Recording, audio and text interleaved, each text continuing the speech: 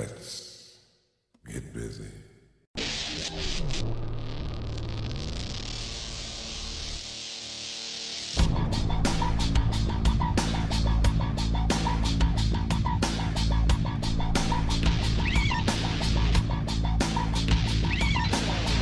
Hello, Reine.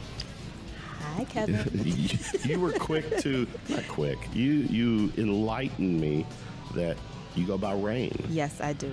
But Reine is your last name. It is my last name. And you have a very beautiful first name. It's Iarionne, but the spelling actually intimidates people. Yeah, say it again. It's Iarionne. Iarionne. Kind of like Ariana Grande, but Iarionne. Iarionne Reine. Exactly. But you go by Reine. Yes. Why do you just go by Reine? Well, funny story. I did 5 years in the Army, and of course, I mean, because divas, divas go by, that one name. Well, in the military, in the Army, you go by your last name. There you go. And my best friend, she was one of my sergeants, and so I was around her kids a lot. So they always heard her say Reine, Reine, Reine, Reine. And so once I got out, I tried to tell my goddaughter, like, my name is Iarionne. No, your name is Reine. I was like, okay, Reine it is. And so it kind of stuck. And also I love it because it is French for queen. So go figure. Throw that in my face too. So yeah, so we have Queen Reine is in the house. Well, that's kind of redundant. Queen Reine, queen. Queen. Queen. No. Iarionne means queen. No, Reine means queen. Oh, Reine means queen. Yes, it is French for queen. Oh, I see. All right. So just Reine, like Madonna. Reine. You model, Army girl, New Orleans girl. Nola Reine. Born, right? Yes. Give us today. As I'm recording this is Tuesday, March 5th, so it's Fat Tuesday. This is a kind of a big deal, especially in town. I mean, they're just eating it up. Where are you coming from tonight? You go anywhere? No, today I just kind of relaxed because I actually went to New Orleans. I've been in New Orleans for a whole week, partying, drinking, family. For locals, Mardi Gras is a big family reunion. Right. But today is actually Mardi Gras, and I came here to be with you today. When did you come back? I came back late last night. Really? Yes. I'm gonna kind of act flattered that you came back to be here. So I did. This has been a long time coming. It's been probably about 6 months. We've talked about it for a while. Give us a little history, because what was it like New Orleans? Give me, for some people that, to us, Fat Tuesday, we're, doing something that is the product of,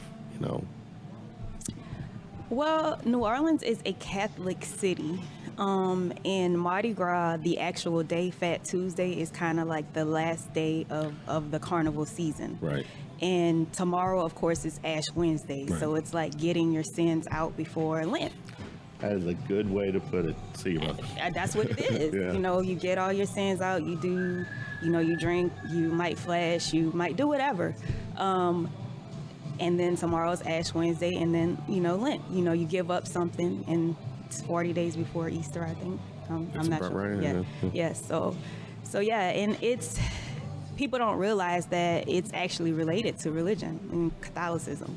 And also, as far as the whole carnival season, there's so much culture. It's not just, drinking and tits. Can I say that? Yes, you can. You can say anything on this show. Okay. Well, it's not just, drinking and catching bees and showing your tits. There's so much culture around New Orleans. Yeah. And even, in the African American community, there are the Indians, the elaborate costumes, the bands, and during the parades. So it's definitely more to it than what people think it is. And like I said, it's a whole season. Right. And each parade has a crew. And the crew has a court, the king, the queen, the maids, the dukes. And so there's a lot of that old money type affluence that's associated with as well. And each crew also holds a ball So there's just so much to it than what everybody else knows of it.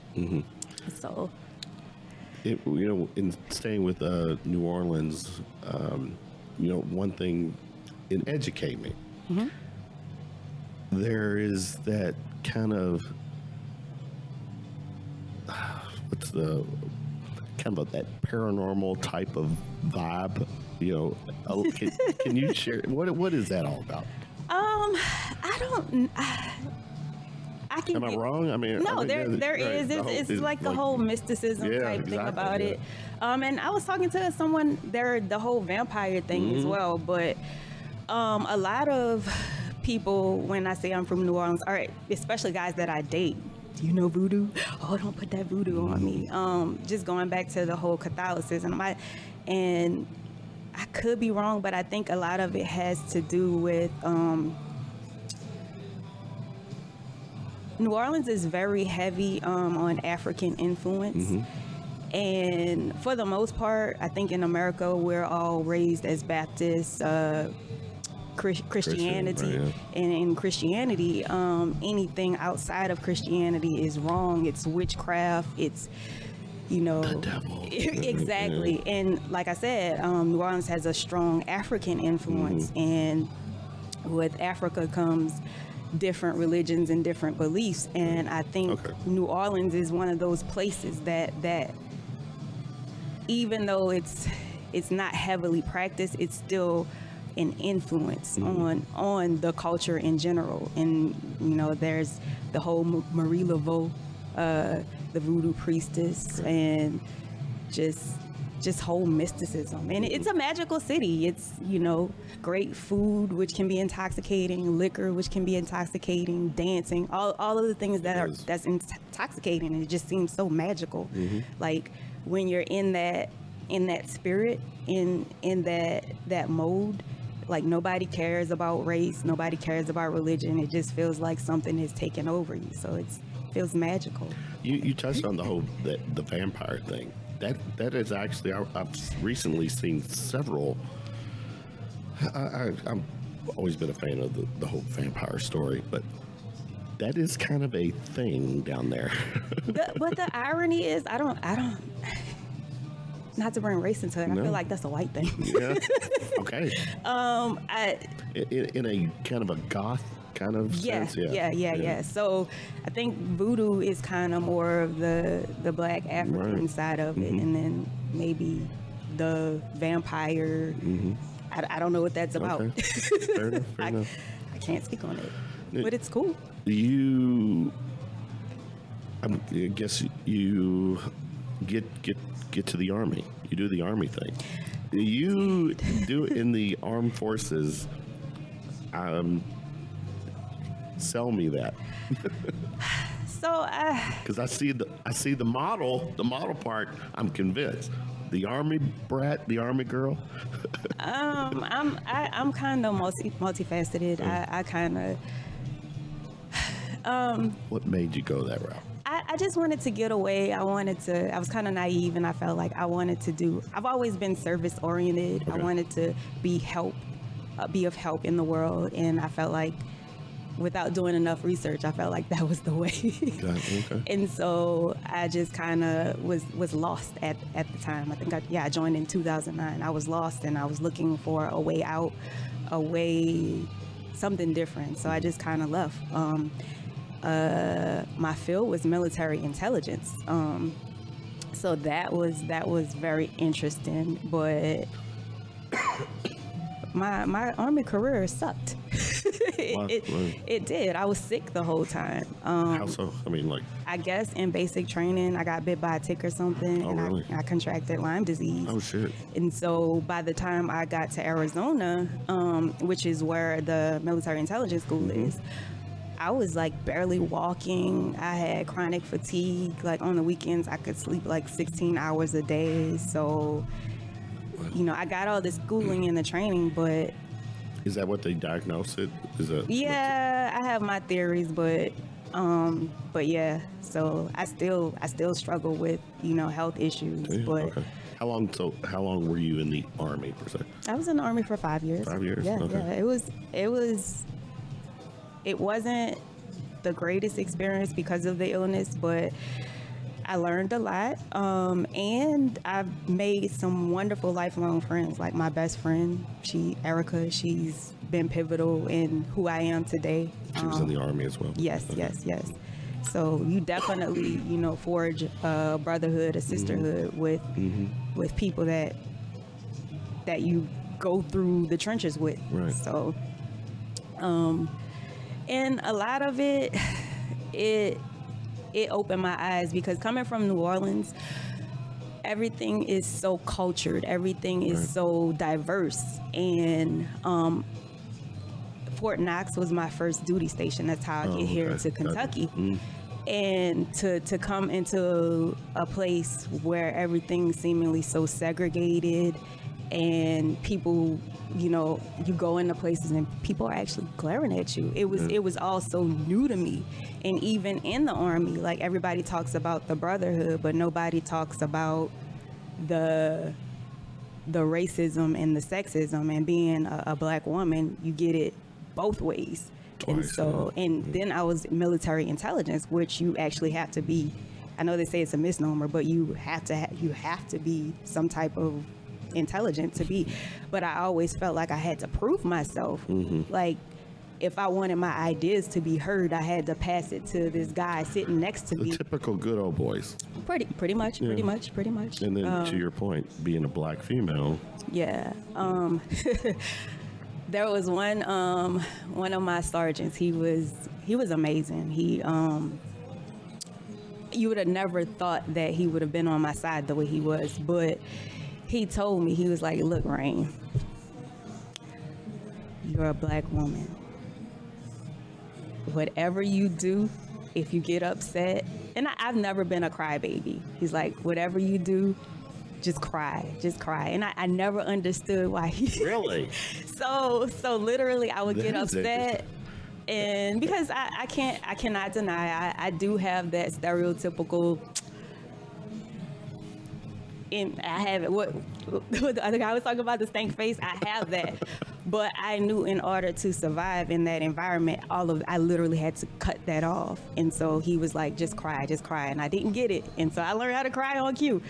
But in doing that, the response or the reaction you would get from people, especially either your peers or other leadership people in the leadership, it wasn't good, but it actually saved me, because it established a baseline behavior for me. So there was this one, I had a lot of health problems, and it got so bad I had to stand up for myself. And there was this one instance, so it was kind of like a conflict of interest. The person that's your primary care manager is also, he's not in your chain of command, but he's part of your unit. And so, like I said, it's a conflict of interest in the way that the mission is always first. And so if I've got an illness and I'm part of the mission, he might say or do whatever's needed to be done for me to continue on the mission, even though it may not be in my own personal best interest. And so, make a long story short, I went to an appointment and I was trying to tell him I was having some female issues, and he was an infantryman also, and he was also a major, so an officer, and he didn't agree with what I was saying, and so I did what everybody told me to do. I started crying. And so I kind of, if that's it, sir, and I walked out. And so just so happens when I got on the elevator, I'm still crying. I'm emotional at the time. And so a sergeant major of the hospital, which I didn't know who he was on that elevator, and he said, soldier, whatever you're going through, I'm gonna pray for you. Okay. So I get back to my unit, and my sergeant is like, "What the fuck did you do? What did you say?" I was like, what are you talking about, Sergeant? It's him and his superior, and they're coming in on me. I'm like, wait, what did I do? They said you rolled your eyes and snapped your neck. And I just kind of started laughing, and they got even more upset. I was like, "Sergeant, you know me. When have you ever seen me roll my eyes or snap my neck at anybody, any of my superiors?" So everybody's like, "You're right. but this is an officer. So it became a huge thing because they wanted to get me on disrespecting a commissioned officer. And that's a major thing. And so, like I said, by me establishing that baseline behavior, it kind of saved me. Okay. All right. Wow. So yeah. And then it got really big. And then, like I said, when I got on that elevator, that was the sergeant major of the hospital. And he remembered that a couple of months down the line. And so that kind of saved me as well, the whole crying thing. Like I said, I'm not a crybaby at all, but it saved me. When was the last time you cried? When was the last time I cried? Some guy broke your heart? Yeah, he did. Was that when you last cried? Yeah, he did. And it wasn't like, woe is me. Oh, I want to murder him, but murder is illegal, so. Still a law against that. So yeah, probably a few ways to get around that, but it's not worth it. It's not worth it. So how long ago was that? Valentine's Day. Of this year? Yes. So we're talking less than a month. Yeah, Just a few weeks. That was a few weeks ago. Oh, I'm sorry. Oh, that's okay. Everything happens for a reason. So. How long were you in that relationship? Probably we started dating like 6 months ago. Okay. And so less than a year. Yeah, less than a year. But you were still. It was still fresh. It's still, we were out of the honeymoon stage. And I think that's what happened. Once you're out the honeymoon stage, you start learning. Right. That magic disappears. Shit happens for a reason. But you hadn't lost that magic though. Probably too much magic. You are from New Orleans. I think, and that's what I'm thinking. One of the things that I struggle with here in Louisville is people not understanding that New Orleans magic, because it's definitely like I said, a whole entire different culture. It almost is probably closer to the Caribbean culturally than any other, besides Florida, but any other place in the United States. It's very Caribbean, Africanish. And so with different cultures come different attitudes, come different ways of dealing with things. And for the most part, New Orleans women are very aggressive. Like, if we want something, we're going to tell you and we're going to go get it. Whereas I feel like here, the Bible Belt, I definitely feel like there's a women should be seen, not heard, or you're only speak when spoken to. It's unfortunately some people, yeah. And I'm like, say what? It's just not how it's raised, and it translates into the relationships as well. So, are you saying that's you're experiencing that with your relationships or any of your relationships? Well, here. Oh, really? When I was dating in New Orleans, I feel like it's encouraged for a woman to exude her power. But here, you're experiencing kind of an almost know your role kind of? Yeah, definitely. Really? Definitely. Is that still kind of, even at this, because you're young. I would just think the younger generation now would have kind of started to get past that. But but a lot of that also is learned behavior. You're watching your parents or your father, the way he talks, treats their mother, but you also see how mom responds to it, and it accepts that. So it's So yeah, I've been told a lot that I don't know how to let the man be the man, and that I emasculate men. And I think a lot of it is part of that New Orleans culture where, aggressive, go get what you want, and being that I spent 5 years in the Army. When you're in the Army, besides those men, they expect you to pull your weight. It's not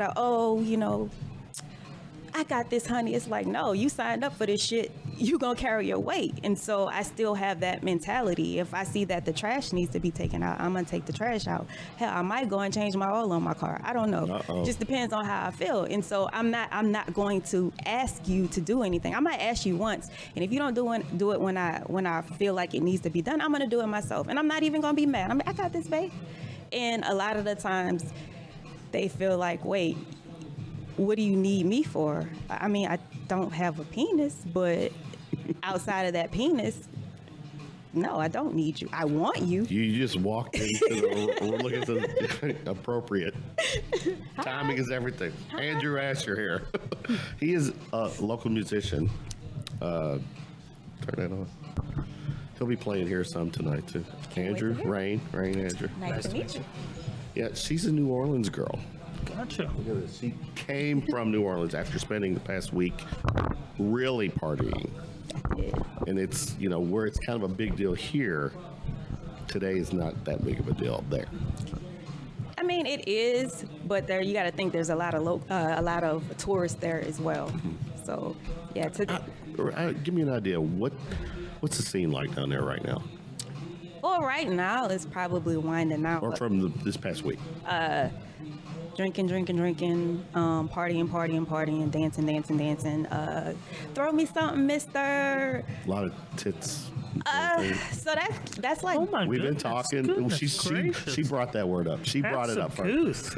She brought it up first. Oh, I mean, No, I'm just kidding. well, and that's the difference between local Mardi Gras and tourist Mardi Gras. Tourist Mardi Gras, you're gonna see a lot of titties.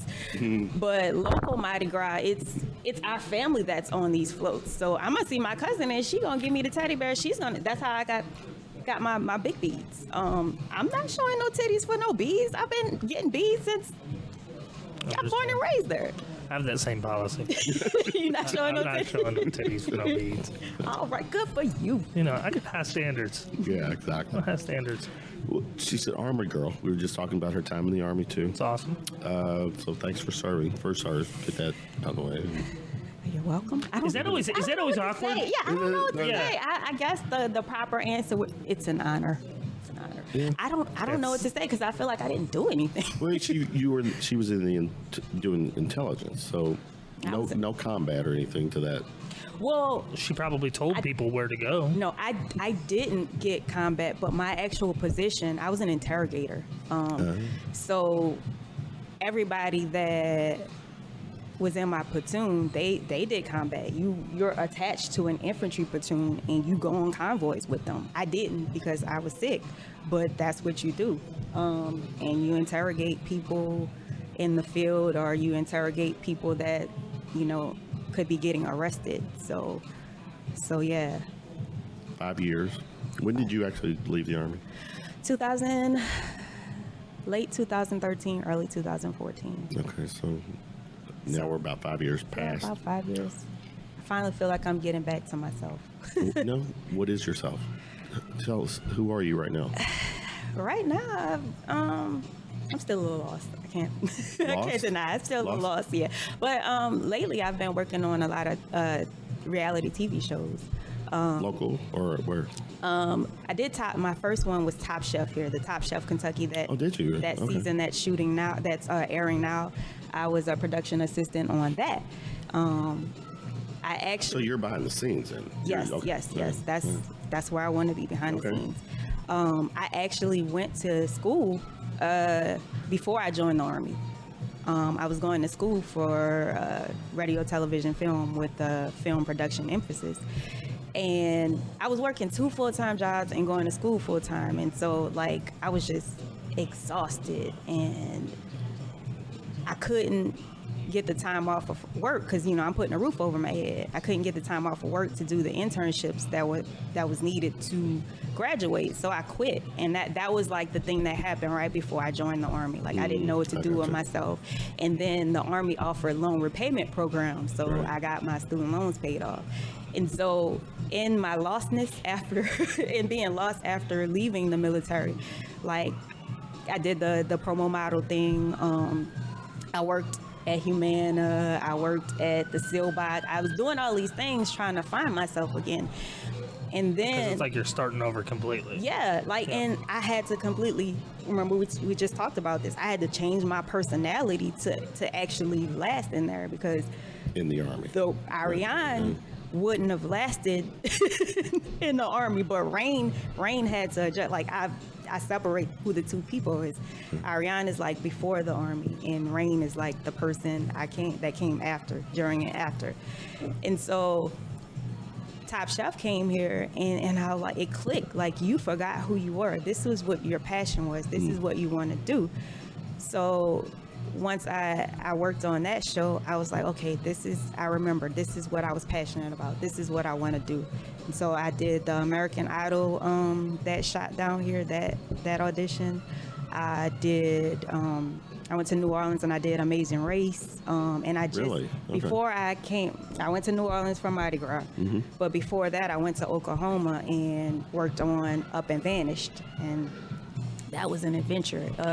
Is that like on like a disappearance kind of thing? Yeah, it started off as a podcast, but Oxygen picked it up. That's right. Yeah.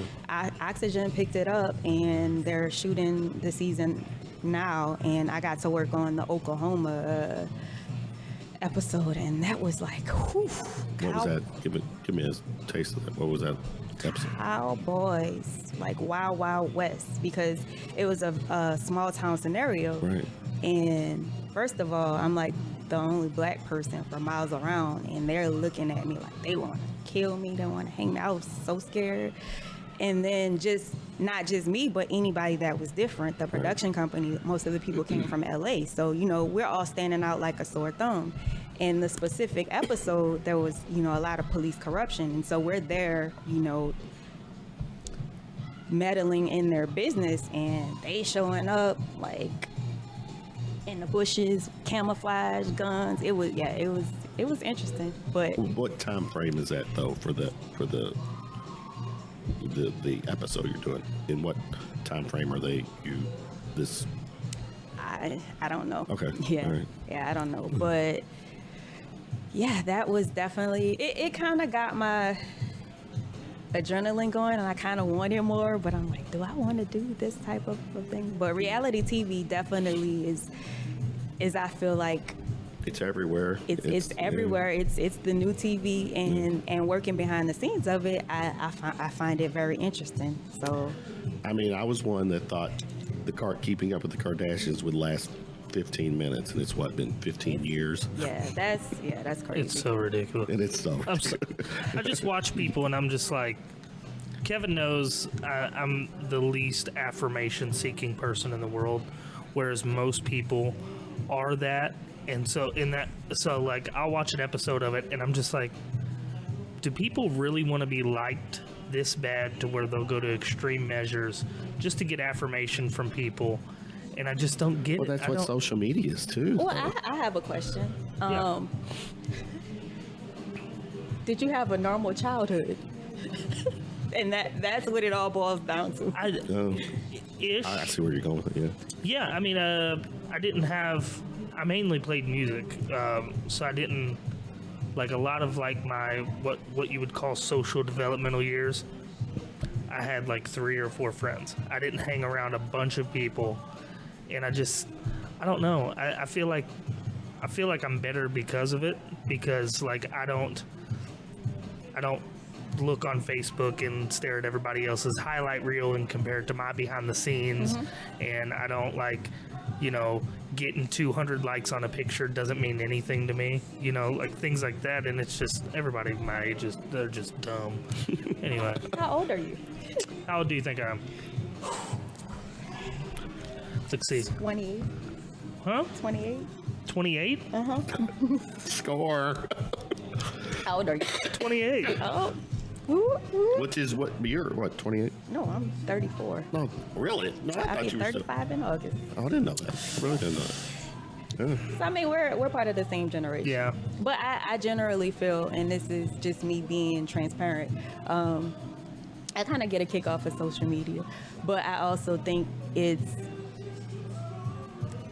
I feel like not abandonment issues, but yeah, abandonment issues. My mother passed when I was 13, and her mom passed during the same week. And then 6 months before that, my paternal grandmother had died. So within 6 months, I had lost all of those pivotal, very important people in your life. Right. Yeah. And so a lot of, and then the family was so distraught by all of this. I think a lot of them kind of forgot about the kids, because even as adult, that's a lot of loss. You've lost your sister, your wife, your mother, your grandmother, And so the kids were kind of, we're off to fend for our own emotionally. And to be totally honest, sometimes I still feel like a 13-year-old girl. And I can see that. What?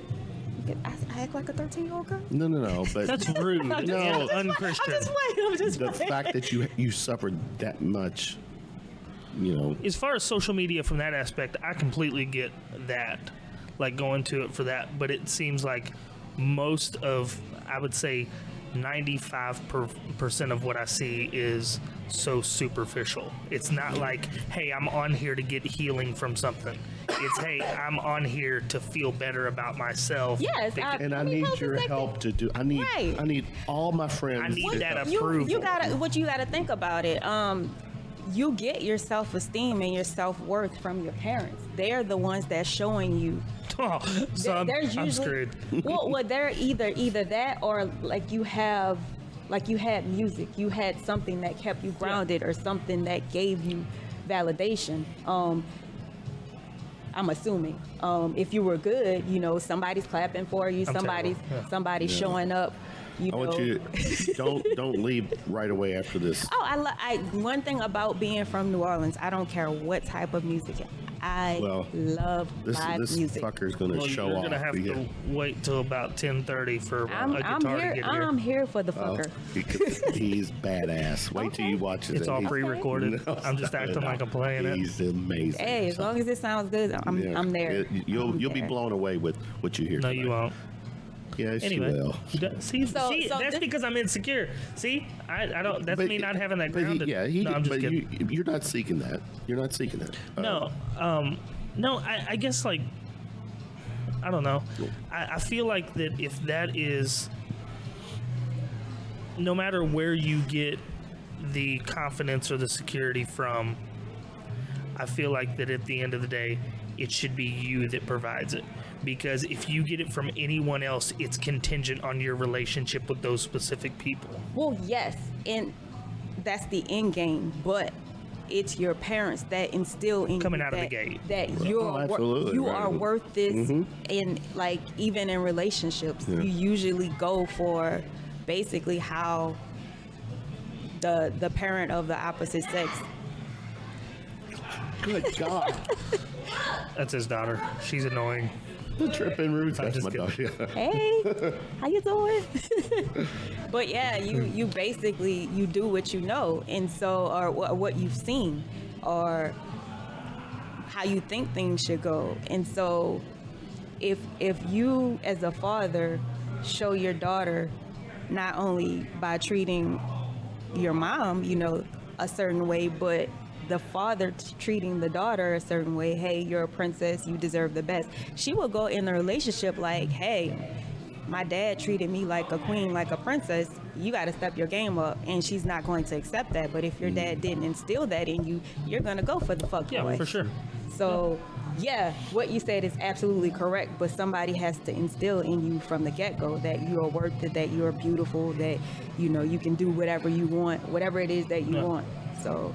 Makes sense. What? Kevin, you're worth it. You're beautiful. Thank you. I'm feeling Are you worth it? Let me work it. Put my thing Work down, it, flip it, yeah. and reverse. So this is how I determine what type of person it is, and this is strictly based on music, not personal anything. Michael Jackson or Prince? Ooh, Prince. Prince was, I love you. Prince. Well, you know 100%. what? I'm glad you brought him. Well, What was interesting, okay, I competed in this guitar thing a few years back, and so they said name 2 of your guitar idols, and everybody's like, ooh, B.B. King, ooh, Jimi Hendrix. Yeah, great dudes. Mine was John Mayer and Prince. And people were like, Prince? And I was like, yeah. Have you never really seen him go at it? They're like, no. I was like, that's because he doesn't have to. Like, if I know that I can beat the shit out of a kindergartner, I'm not going to do it. But Prince can play something, like, that nobody else can figure out. Anyway, yeah, Prince. Yeah, Prince. yeah. And not just. Have you ever seen that Animaniacs thing? Okay. So you remember Animaniacs? I wasn't born yet. The cartoon? But yeah. So they had a lot of subliminal stuff, and one of the things that they did, you can actually look it up and post a link to it if you want to. So they're at this like crime scene, and they're all looking around, and one of them says, let's search for Prince. So they go around, and one of them comes up and is holding Prince, and the other one's like, no, not Prince, fingerprints. And Prince looks over and like gives this big smile, like, yeah, finger me. And she goes, I don't think so, and throws them. You think that I'm kidding? Hilarious. I think my favorite Dave Chappelle skit of all time is the Prince one. I think that is hilarious. And I think they asked Prince, and they said that was a true story. He can ball. As little as he is, apparently he can play basketball. He's so talented. Well, not anymore, but he was so talented. He was amazing. Kevin, you're more talented than right now. You don't have his net worth. Have his net worth. No, but he is one, and he was an accomplished. I mean, he played every instrument. Yeah. He was great. And people don't know that about him. They just think, You brought up Michael Jackson. I had to bring this up because I like talking pop culture. Pop culture, stuff. yeah. The was it? Neverland? Neverland, the documentary. Like my segue? Yeah, very. Thank you for that. Yes or no? I mean, what's the verdict for you when it comes to Michael Jackson? You get a couple of them. You get away with a couple of them. No, I'm just kidding. Probably. Yeah. It's hard because I don't want to say anything. It's like we're in this era where everything you say can be twisted. I feel like, number one, the man's dead. Go to therapy. Why does it have?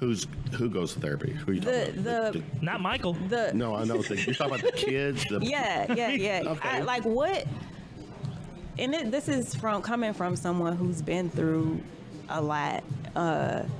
What do you gain by telling and maybe if your end goal is to erase everything that he's done, then I get it.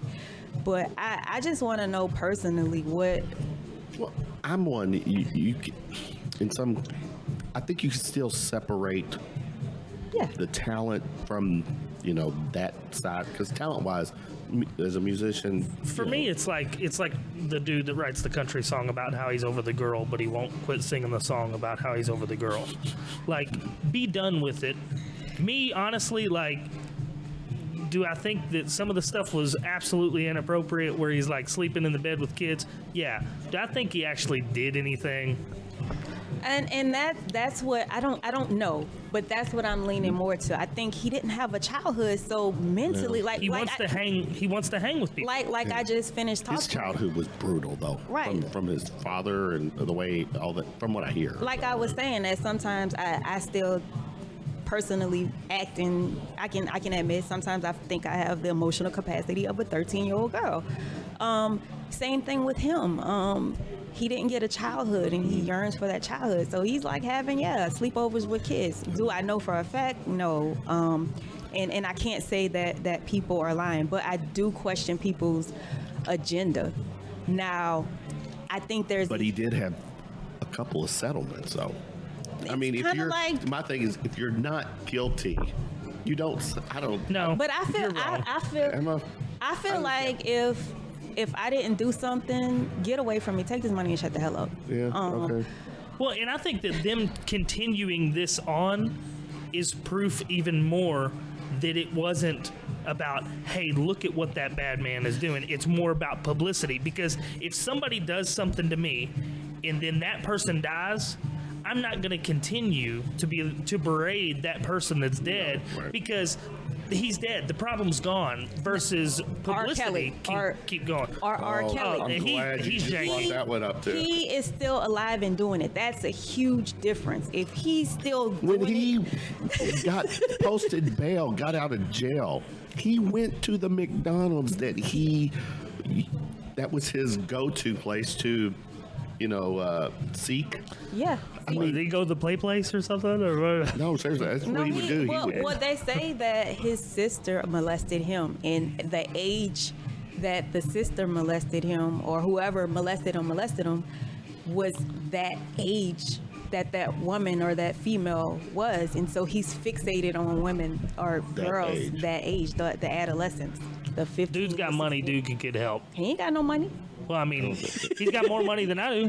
He might not. I don't think so because he might not. someone else paid his bail. Yes. I mean, he didn't have it. Yeah, Really? He's that broke? supposed. That's why he's Never mind, still. I feel good about that. That's why he's still doing the tours and the concerts and stuff. Like they say, he don't have money to pay his rent and stuff. Wow. Yeah. Man, But his wife makes me question a lot. She's going on like what do they call it, the media tour, and it just seems so inauthentic. Like I watched the documentary, a lot of those girls, they seemed authentically, telling their truth. But the wife, just something seems off about maybe her motive. She's got to. She has. How long have they been married? I think they're divorced now, but Okay. this has been, I don't know how long they've been not together, but I mean, that's she was one of the victims. that's right. Now you So- say is that how she started out with him? She was a dancer. Yeah. She was a dancer, Yeah. but I don't think she was underage. Okay. So, but yeah, it's Even taking the underage out of the equation completely, it's still fucked up. Like all the peeing on. No, the 13-year-old girl, he peed on. Like that's yeah. and videotaped it. But then there's the question of, yes, he did it and he's wrong and he should go down, but the enablers around him. That's Of course. another. Well, that goes with every one of these celebrities, and getting back to celebrity. Take us. What's up with the modeling thing?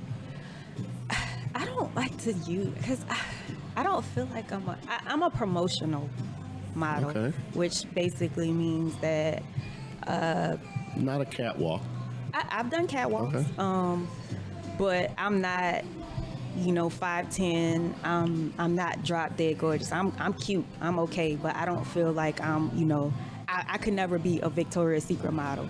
I'm a promotional model. I have a great personality. I could sell sand at the beach.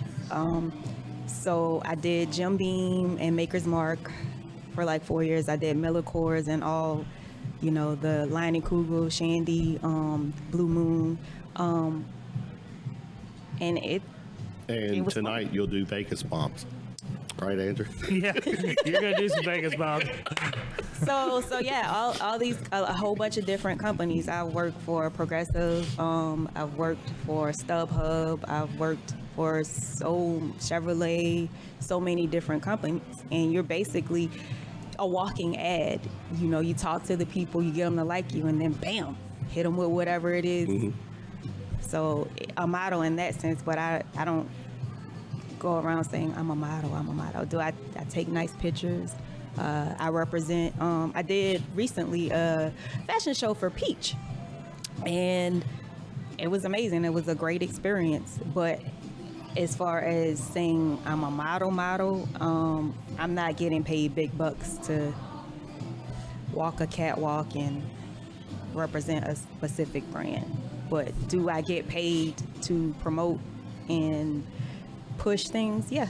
So I guess I am a model in that sense. Okay, which is what I was saying. I don't know. Like you say, the whole social media thing, you have everybody going around saying I'm a model. No, you take pictures, or no, you looking for athletes, and it's so many different things, and so many different people are saying I'm a model. I kind of don't want to say it. But I actually do get paid, so. So yeah. I just want to add that I just hit 189 likes on my profile picture. I feel good about myself. You do. You I a can mo- see, boy, you I a can see model. the glow. You a model. See the glow. This is I only got an hour and a half of sleep last night glow. You are a model. 100. Yeah, look at that double chin. Woo! Look at it, boys. Man. Look at that guitar. Rain, what projects you got coming up?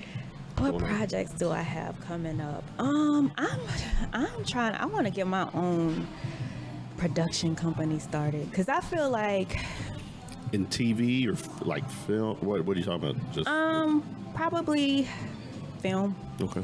I haven't figured it out yet. what do I have coming up? Right now, I'm just kind of like in purgatory. That means in between. Yeah. I got it. He's not spiritual. That was a Catholicism joke.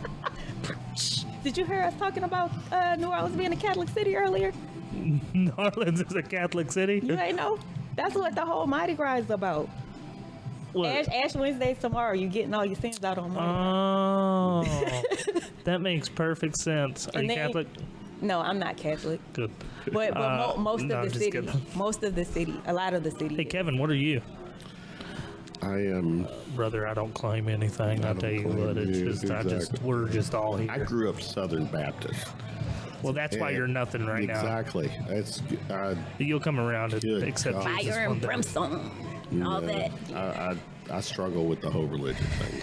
I'm not a fan of it. That's okay. So, are you spiritual?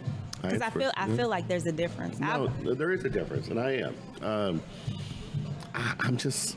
He prays. He don't know what I he's do. praying to. I pray, hoping that there's something listening, or some my watcher, or whatever is that I'm somehow connecting with something. I'd like to think. The Lord's going to get a hold of you one day. He's going to get a hold of you. So I feel like, yes, I believe in God, but I feel like my relationship with God is just that, my relationship with God. It's none of your business. It's none of your business. It's the guiding force.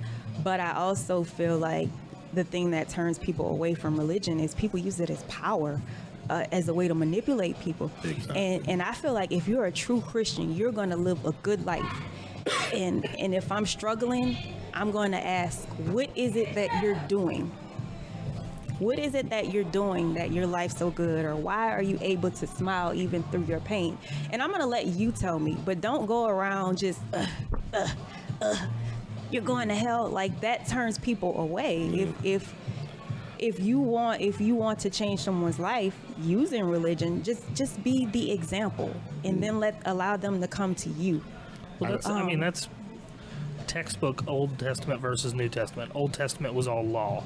New Testament's all grace Right. and love. Right. It's Right. that simple. That's good, yeah. Like, Right. and it's, most people don't buy into the, hey, you're going to hell thing, because we've watched too many movies where Ozzy Osbourne's down there singing and, everything else, to where people aren't afraid of hell. In Billy Sunday's day, people were afraid of hell. Now they're like, hell yeah, man. Like, no, yeah, go get that road cone. We're going to take it with us. Like, it's like, oh my God, go read a book. But now, especially now, with everybody being stressed out over everything, and dude, love is what it's all about. Yes, I mean, it really is. I agree. I'm gonna show you a love to where you're like, hey, where'd you get that? And be like, look at Jesus. He does great. Never mind. But Jesus is the.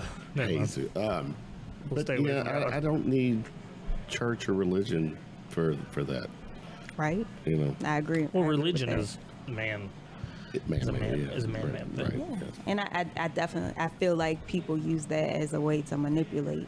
And even like overseas, one of the things I learned while serving my time. Where were you at? Tell me all the locations you were at. You started Fort Knox. What brought you to Kentucky? Fort Knox. Fort Knox. And Fort Huachuca, Arizona, and that's okay. yeah. But lots of training, and one of the things you learn is that, like, let's say Afghanistan, people can't even read Arabic, and so somebody's literally telling them what to believe. It's not that they are carrying out the will of Allah. It's that somebody's telling them what's in this book that they can't read. So if you can't read this book, I can tell you this book says a monkey jumps up and down on one foot, and you're gonna believe it. Especially if you're a person in power, I'm gonna believe a monkey jumps on one foot, and that's that's law. Or a 900-year-old Well, man built a wooden Titanic and gathered Sure. all these animals. Anyway, but that's a lot of Catholicism was like that. Queen Mary, Bloody Mary. The reason why she was called Bloody Mary was because Roman Catholicism would sell like indulgences. So if you were had this many sins or whatever, you could basically buy your way out of purgatory and straight into heaven. Okay. And people started getting their language version of the Bible and started reading it and seeing that, hey, this doesn't say that, because it was like whatever the Pope said, that's what it means. You guys don't go reading this Bible stuff now, because he's going to tell you what it means. And they were making so much crazy money off of it. People started reading the Bible, getting, versions in their language. And then Queen Mary ordered that anybody found with a Bible in their house, they would literally go open the Bible up, cut their heads off over top of the Bible. The blood would spill on the pages, and they'd go rip the pages out, throw them in the streets. And they only did that for a short time, because they found that they would come back the next day and all the pages would be gone, indicating that people literally wanted to read the Bible for themselves, because they were going broke believing in this Catholicism thing that said the only way that you're getting into heaven is if you pay a crap ton of money, and the Bible doesn't say anything about that. So, anyway. So even with the whole church thing, it's the notion that you need somebody to get closer to a being, it just seems manipulative. Like, you're gonna believe whatever this is that I tell you. Right. You need me to have no, I don't need you to have a relationship with God or whatever you believe. There's and I've had this conversation with some people recently. There's I can name three things that I would love to know before I die. And they're probably really the obvious. One, are we alone in the universe? I want to know that. I want to know for sure. Two, is there a God? Does God exist or not? I would like to know. And then three is, what happens after we die? I would like. Part of me believes in reincarnation a little bit, that our bodies are vessels, and that Your soul and spirits are, spirits don't die. That let me use your body. Come here. Let me use your body for this. And then once that body, dies, let me. Spirit. But I guess my question would be, are you cognizant of it? Who? Like you as a spirit? I feel like, because I've never had a dog run up to me and be like, "You look exactly like my previous owner." I've definitely had instances where I felt like I have met you before, or that whole deja vu Tina Marie song. I've been here before. I'm young and I'm old. I'm rich and I'm poor. I feel like I've been on this earth many times before. I look at pictures of myself and I'll be like, man, that don't even look like that's from this century. Or I'll have experiences. I'm like, I've done this before. And who's to say that's, No, if it is right, then it's not something that you mentally would be cognizant of, is all I'm saying. Like, because of all these people that there are, if reincarnation is a thing where you're cognizant of it, where you know that it's happening, then somebody would have come out by now and been like, yeah, I was a dog before this, or I was, this. Yeah, they call them schizophrenic. They call them crazy. Like, people that talk like that, they'll say, because, oh, seriously, that person is crazy. If I walked up to some person and said, I was a dog before, they'd be like, somebody come get this girl and put her on that floor. Or even better, I saw Jesus. I talked to Jesus today. People would be like, So really, if Jesus decides to come back, if Jesus decides to come back, well, if seriously, if Jesus showed up, would they believe it was Jesus? If he said, "I'm here, I'm back," they wouldn't.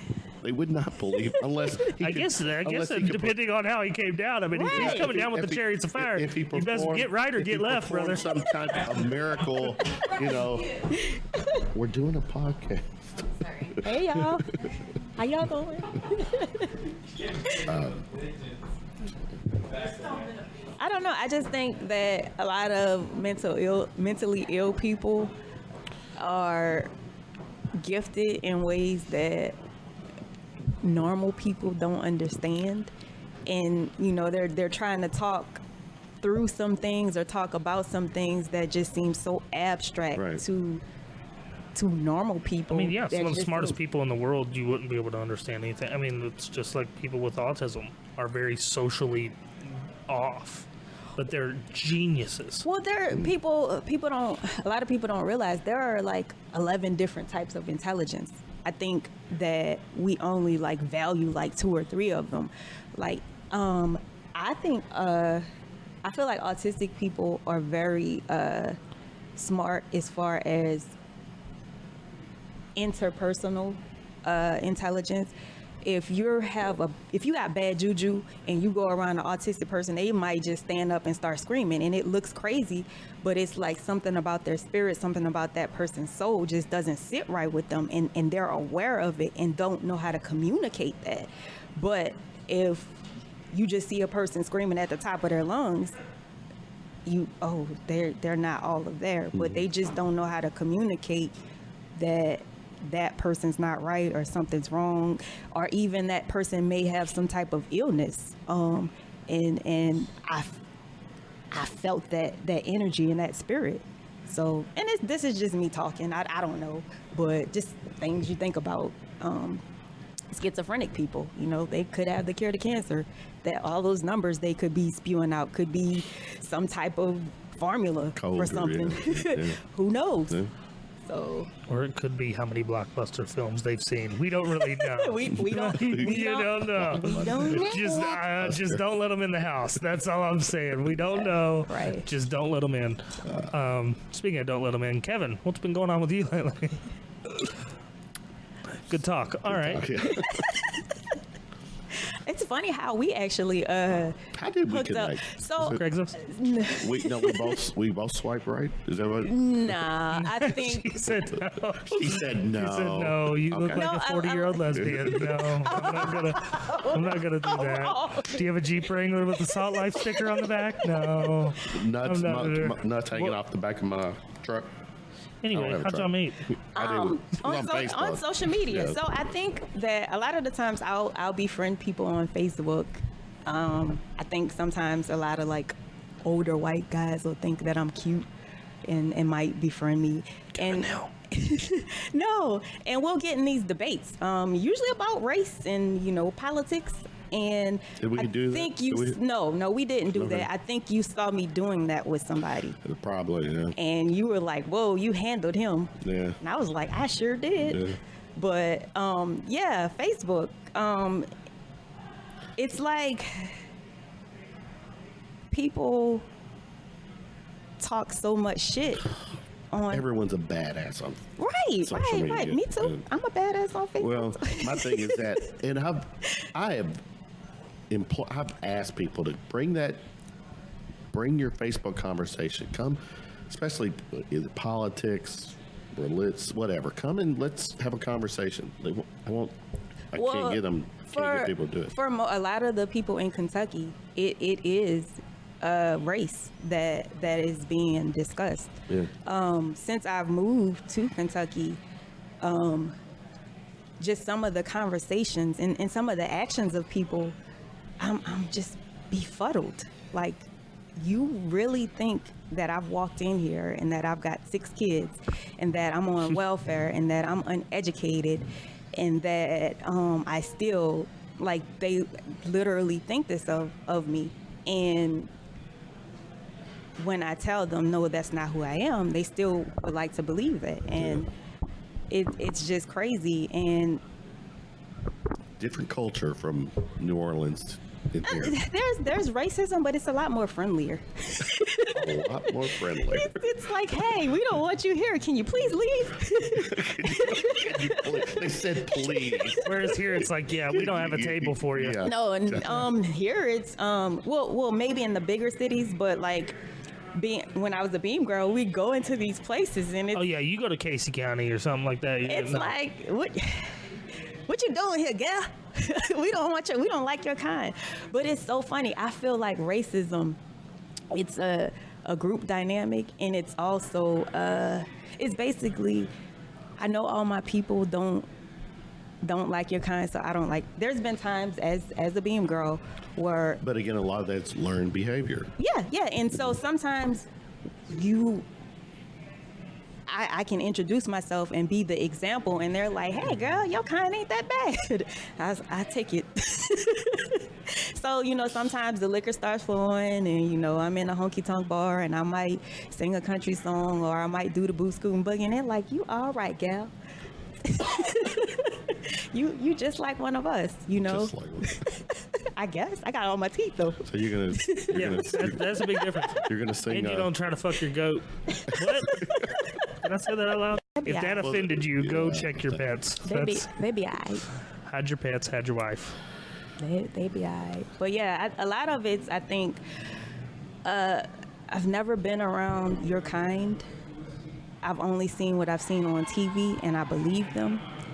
But now that I've seen you, maybe it isn't all bad. So sometimes, I can be the example, and sometimes I don't feel like being the fucking example. Like, get the fuck out of my face. Like, sometimes it just gets weird. Like, I've had men walk up to me, sniffing me, trying to stick their hand in my hair. That's awkward. It's like I'm a petting zoo sometimes, and that's what I can't take. Like, don't touch me, don't stick your hand in my hair. Don't think the slave days is over. You cannot purchase me. I'm not for sale. I know I'm cute, but nah, this ain't them days, dog. No. Like, and there literally are some men that have that mentality that I want you for sexual favors and you're gonna do what I say. And I'm like, nah, this ain't that type of party. And then you're scared because. But I will, to interject in that real quick, I will say that culture, specifically amongst hip hop and rap music, says that exact thing. Like, I will pay you for sexual favors. But there are those type of women though. Yeah, for sure. Yeah, I'm not saying. I'm just saying to combat that. All I'm saying is, like, you could say, yeah, those ain't these days anymore, but that's not the truth. Though that is like that's still the culture. That is openly now seems to be like. I mean, 10-year-old kids are listening to songs from fucking what's his name, Post Malone, about how he's been popping pills and fucking chicks, and it's because he's got the money, and these chicks just want to fuck because he's got money. So I mean, like, I don't know, maybe because I feel like with people that know, they judge accordingly. Not saying that it's right. If I carry, for the most part, not all the time, but for the most part, for somebody from rap culture, if I conduct myself in a certain way, they will not approach me in that manner. But if, I'm scantily clad or, I'm, sucking my finger or being real suggestive, then for the most part, they're going to approach that woman like that, and they're not going to approach. What I'm talking about is all of us to that type of man that black woman is my fantasy and I want to have control over her. They see every black woman as that. Yeah, not, I get it. They're not making a distinction. No. Yeah, you're right. Because I could be dressed in a suit, I get and it. he's still gonna think that same thing about me. Like I said, my resume is great, but they don't care. They don't see that. They see what they think of me, and that's it. Well, it's an objectifying thing. Yeah. Right. Yeah. So, and I'm like, nah, that ain't that. Going back to the whole New Orleans thing, nah, I'm not that chick. No, you cannot put your These beads are significantly heavier than I thought they would be. Have you felt them? No, actually. Oh, I mean, they are significantly heavier. Those are Christmas ornaments. No, absolutely not. Those belong on a tree. Good God. Yeah, those belong. What? That's hilarious. But yeah, What did you do for those? I said, hey, cousin. So, Did you say it in Kentucky way, or did you have to do something? Hey, cousin, come here. no, Come here. no. That sheep's awful nervous over there. Are you waiting on your guitar? Really? Did you say that? Yeah. My buddy Teddy is bringing one of my guitars over here. You play the guitar? Oh, yeah. I play the guitar. He plays You several. You single? I like a man that play the guitar.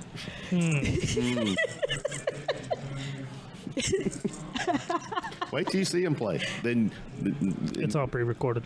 I got a pack of drawers in my purse that I can. throw it. I hear. I thought you were made of something else that I can change into after I watch you play guitar. Because I might get, Is that good? Is that he's good? that- put them caution wet floor signs out. Anyway, Okay. is that an MP3 player? No, it's the because I was about to make so much fun of you. no. It's a remote for the. It's okay. Right, or it could have been like your stair lift because you're getting up there. Yeah, that you know, too. you know. Have you seen the meme that's got the lady in the stair lift and it's like, "This shit drives me up the wall." You get it, Kevin? I do get it. We're gonna talk about your haircut here in a few minutes. Leave Kevin alone. He's just respect your elder. Respect. I don't have enough respect to give you. Can you? All right, time to cut it. Cut it. How do you know each other? Craigslist. We both swipe Actually, right. the music. Oh, got it. Yeah. It's music, right? It was all the music. It was music. Yeah, Music. I love the music scene here, and it's a pretty solid music scene it here. is. I'm like Forrest Gump. I like that guitar. It I like sounded that good. guitar. It sounded good. That's my favorite movie of all time. Really? I will say that I pieced it together until about a year ago, and then I watched it all the way through. Like sat down and watched all the. You know, I don't think I've watched it all the way through either. Oh, it's a game changer. It is a game changer because I've pieced it like together. But then whenever you're sitting there and it's like the whole 12-hour story or whatever the fuck it is, and you know, it's I finally about a year ago.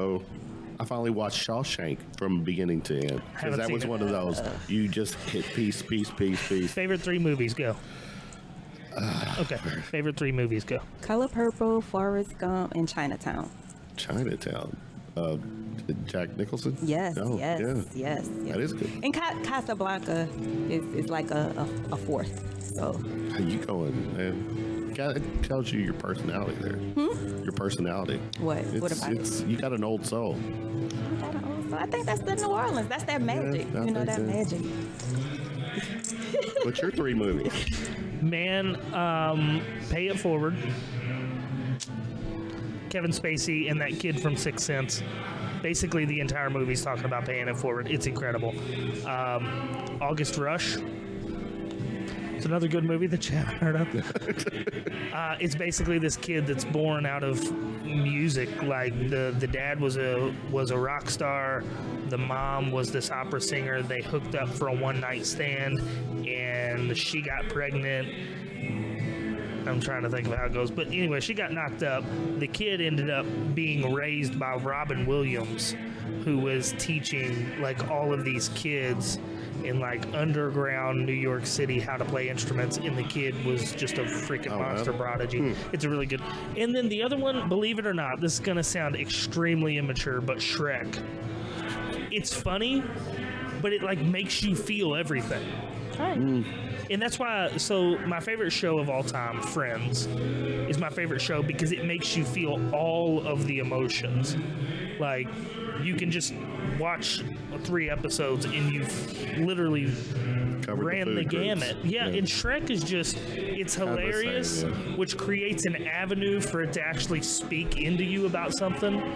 I don't know, maybe I'm weird. No. But Shrek is just, I just love, you can stay up late and swap them in. First concert you attended? First concert. She had something to say, go ahead. Oh, what concert did I attend? My first like real concert was here. It was Ty Tribbett. no. Oh, what made you say that? Because I said it. Oh, Was it Ty Tribbett? no. It was an R&B concert. It was Tony Braxton. Anthony. Is that the Break My Heart. Break My Heart. Anthony Hamilton. Charlene. Yeah, him. Yeah. But I mean, Tony Braxton. like I grew up around. Did he do that?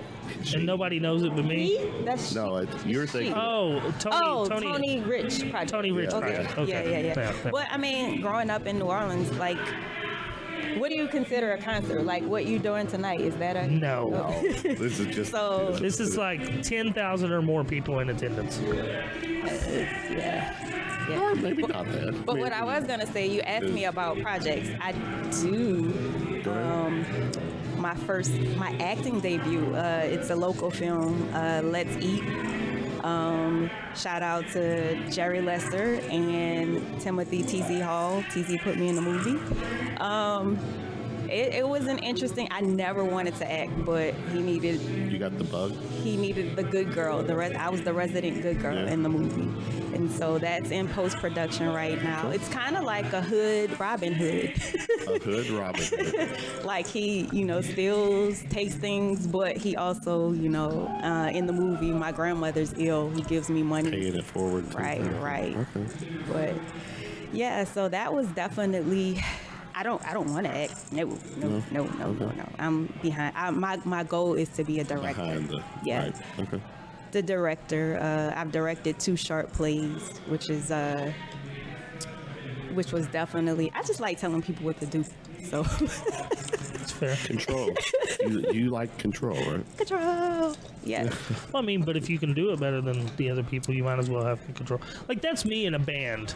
Like, so it's not like I want to be that dickhead that has to be in control, but if somebody up there is better than me and they can call the shots, let them 100%. But if they're not, I don't feel like I'm doing my part by letting them suck worse if I'm not in control. That is my personality in a nutshell. Like, I feel like I'm so misunderstood because do I have a control issue? Do I think I know it all? A little bit. Just a little bit. But my intentions are is that I want everything to be the best. So like you just said, if I know that somebody can do the job better, I'm gonna step the fuck back. Do you? Yes. But if I feel like I'm the best at the job, then I'm gonna be like, nah, that's not how that should go. Or very opinionated. So and it's misunderstood. It's not that I want to be the best or I have to be in control. I see a better way for all of us in my way. And in longevity, it's better. Like, you'll hurt feelings in the moment because people will be like, who the hell are you? But then it's like, oh, you know what? You were right. Like, yeah, you're welcome for the paycheck, motherfucker. With me, it's like, that bitch. I can't stand that bitch. She thinks she know it all. She's so opinionated. Is that true? Yeah. Yeah, all right. That's fair. On that note, Reine, thanks for hanging out with me. Thank you for You ain't gonna do a having round of shots? Oh, well, I kind of started that. Let's do that. This is what I do, I call it round of shots. It's quick Q&A. I'm started with the first one, was the concert. So, if you could be stuck in an elevator with a celebrity, who would it be? Prince. All right, got that one out of the way. If you had a superpower, what would it be? To heal everyone's emotional pain. That's the first time anybody's ever said that. Emotional pain. That's I feel like the world would be a much better place. Because even I think a lot of physical pain is just a manifestation of emotional trauma. So, yeah, that. Did you have a scar? Yeah, on my forehead. Give us a scar story. How'd you get your scar? I was about 10 and I was playing badminton. I was like the badminton champ. I thought I was Serena Williams before Serena Williams. And so apparently the pole had a nail sticking out of it. And so the birdie fell. And I went to pick up the birdie, and I came up and I hit the nail, and it got me, and I kind of knocked myself out, and I'm sitting on the ground, and I was embarrassed because you're in junior high, everybody's laughing at you, and I'm trying to laugh too, but everybody like she got blood gushing out her forehead, so yeah, I have a small scar right here on my eyebrow. So do you have a quick question Q&A? Round of shot question answer. Go ahead. You ask another one while I think of one. If you had access to a time machine and you can go anywhere in the past to observe, not to change the past, just to observe. She's like, nope. You're ready to mow down those Romans and take Jesus off the cross. No, if you're going anywhere in the past, you're just observing, yeah. Not participating. Our budget only allows to observe. You can't partake. To observe. What part of the past would you like to visit? I want to go in the 80s. Like I was living during the 80s, but I want to be like the 1980s. Yeah, not the 1880s. You were born in what? 84. I just want to go like what? Well, I take it back. What was that one club? Studio 54. I want to be a fly. 70s, right? Yeah, okay, 70s. I want to be a fly on the wall at that club. You don't have to be a fly on the wall. You can actually be there. You could be there. So yeah, I just want to see Well, like she's not partaking. She's just watching. yeah, a lot of stuff I don't want to see. So Okay. Okay, let me think. Gosh, I'm not good at this. No, I'm not Me either. because I like Do you like pizza? do I like see pizza? this? It's because it's so. It means it's so so superficial. yeah. I got. Do y'all have any celebrity look-alike? Somebody said, "Oh, you look like such and such." I look like Oh. Farva off of Super Troopers. Only I've ever seen Super Trooper. What's Yeah. your celebrity? My celebrity look-alike? Who's your doppelganger? I don't really have one. I don't have one. Okay. Kevin, who do people tell you you look like? I really don't. I asked because I'm trying to figure it out. I'm like, he looks like somebody. Yeah. You can Hey, don't insult Aunt Andrew. I'm not. I'm being holy. Don't you holy? Don't you have a gig to play? Not right now. I mean, it is. It is pretty damn close. What is this? That's the dude from Super Troopers. a little bit. Yeah. Wow. I look like him, but with goals. With golf. I think we need drinks. Are you done with this? I think we're done. Right? You done? Thank you for having me. Finally meet you. I feel like a celebrity. Like somebody wanted me on there. We'll do it again. I'm a model. We'll do it again. Once I, Are you still doing the Jim Beam thing and all that stuff? No, I'm not. I'm about to go be doing the Jim Beam thing. I did the Jim Beam thing tonight. Did you? I And did. the Vegas pops. Oh, we're gonna do Vegas. Yeah. Okay. There we go. All right. All right. Thank you. Good night, y'all. There.